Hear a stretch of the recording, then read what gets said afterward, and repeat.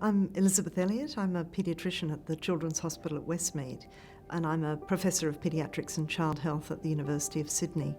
And last year I was consulted by the Human Rights Commission in regard to the inquiry into children in immigration detention.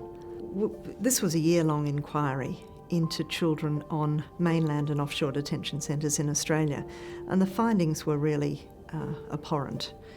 Basically, there were a lot of children in prolonged detention in many different settings, and the key thing was that they had lost hope. They were despairing of the future. They had had no resolution of their claims. They were often living in families where there was extreme distress because mother and father were depressed and had suffered significant trauma in their own hometown. Often they'd had dreadful trips by boat to Australia, and often they had been moved from one detention centre to another.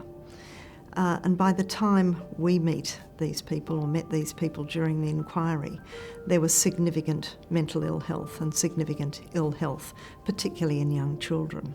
What was really most distressing for us as paediatricians, because we knew that the environment, the detention environment, was contributing to this, was that many of these children had self-harmed or were talking about self-harm.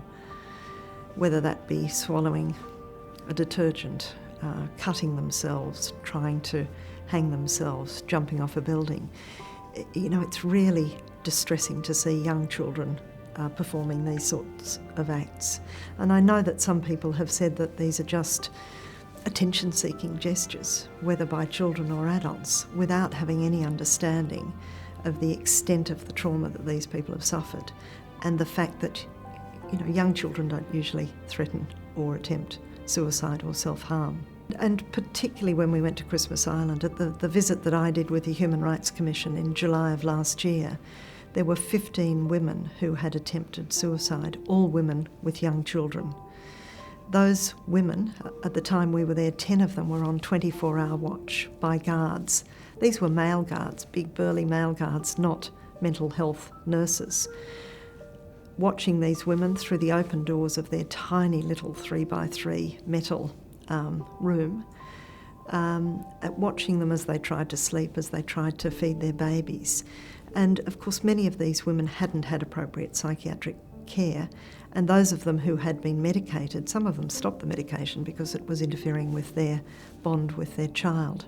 So we saw at Christmas Island a very toxic environment where women weren't able to bond with or look after their babies, where the fathers were desperate, where the children and the women were self-harming, and where the levels of mental ill health were really unprecedented.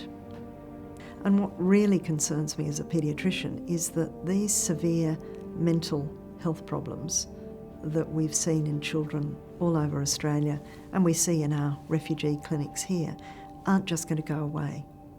So if you're sexually assaulted, if you witness a riot, if you see someone try and kill themselves, if you have a depressed mother who's self-harming, those things stay with you for life. And so even if these children have got a temporary protection visa or are moved from Christmas Island, it's not the end of their problems. We've really got to guarantee that we can give them some security for their future.